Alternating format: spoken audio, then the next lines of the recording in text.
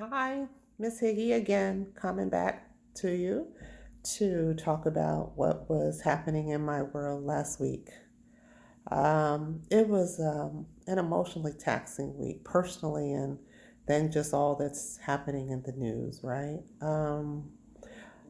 Of course, I tried to avoid the trial for the murder of George Floyd, but it's kind of hard not to watch it. I didn't watch it all, but I caught significant portions of it.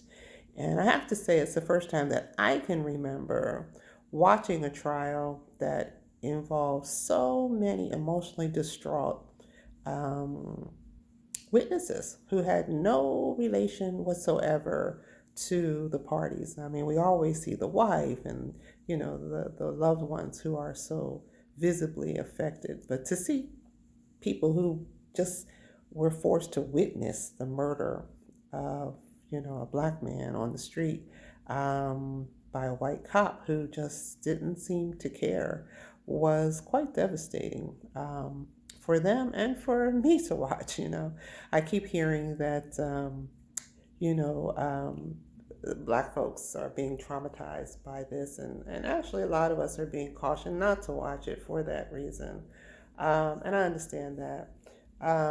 There seems to be some notion out there that um, the murder of George Floyd or witnessing, it's a metaphor for, the pain that we feel in our community. What I haven't heard anybody say is that Derek Chauvin, the person who murdered him, is a metaphor for policing in America, for racism in America, for the fact that black folks still are not seen as human in America. Nobody's making, I haven't heard anybody, at least in mainstream, making those kinds of analogies to what we're seeing. When in fact, that's what he is. I think, while he's on trial, America is on trial. The humanity of America is on trial. Policing in America is on trial. And that's what we need to um, deal with, right? Um, I think that we look at Derek Chauvin, and I immediately think of slavery. And you wonder how in the world, or who are these vile people who did these crucial, horrible things to black folks. That's Derek Chauvin, right?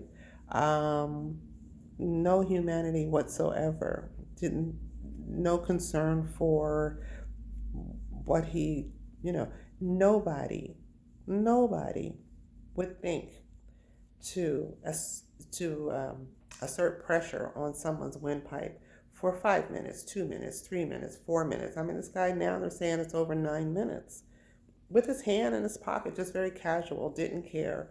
This man's, crying for his life, and he had to feel the life just go out of this guy. And he just didn't care.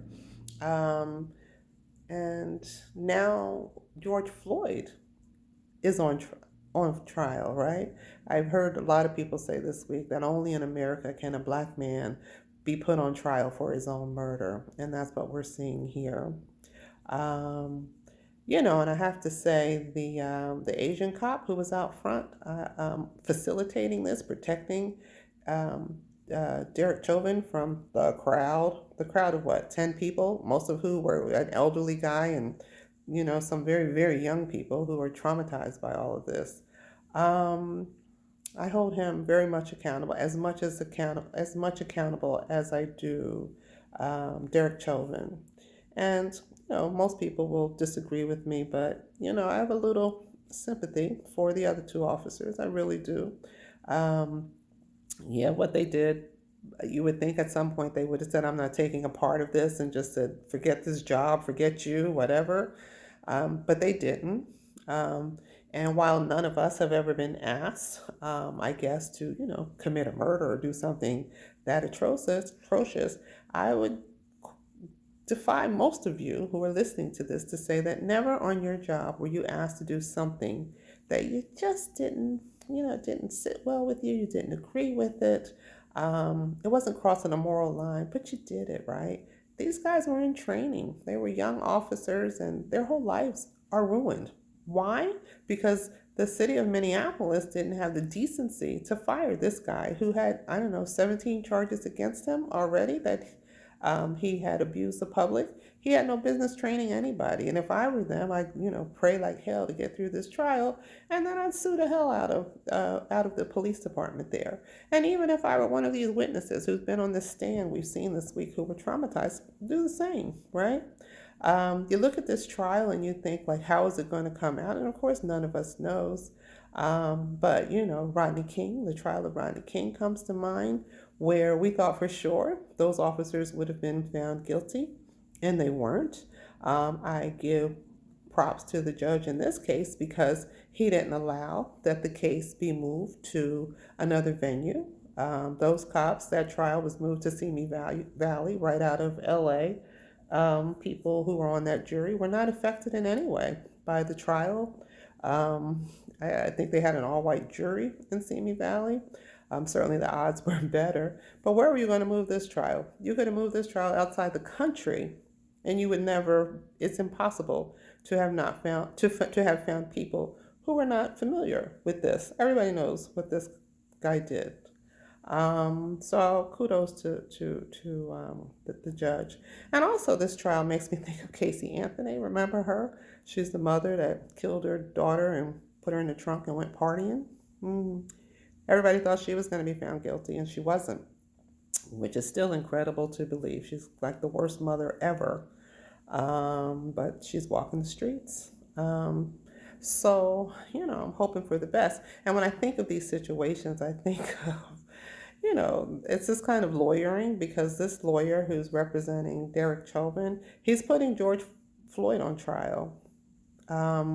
And these are the kinds of tactics that give lawyering a really bad name. And I'm a lawyer, so I have no reservations about saying that. I think it's really sleazy lawyering, and not at all vested in the truth, not at all vested in justice.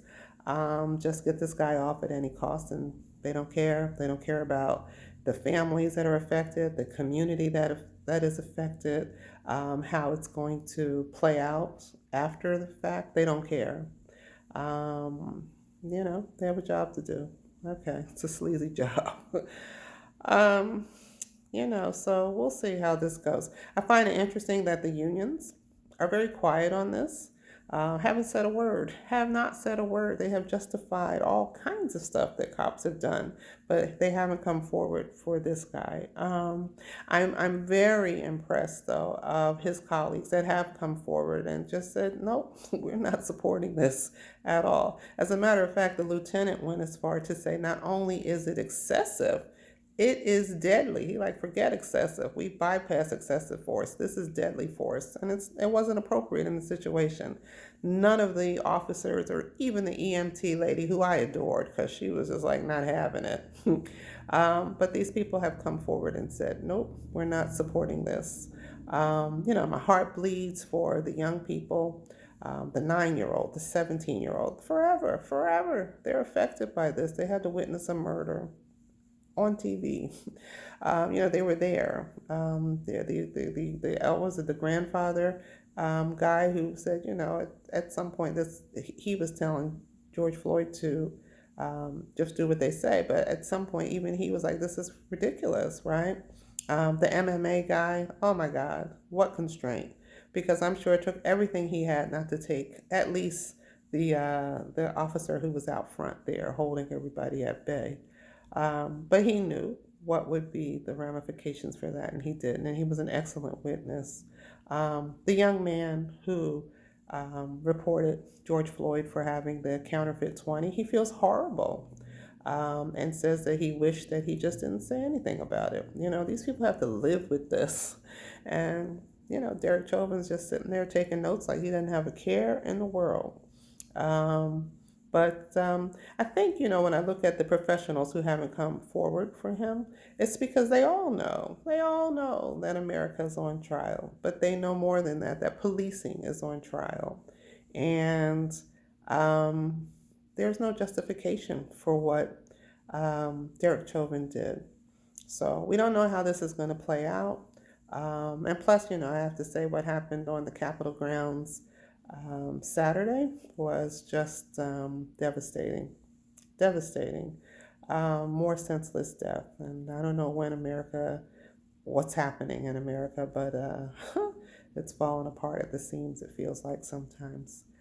But anyway, it was a trying week. We got through it. We'll get through more weeks. And all I can say is keep your head up, keep looking out for each other. Don't let this stuff get you down. It's hard, it gets me down too. And this too shall pass. Look out for each other in the meantime. And I will see you next week. Bye bye.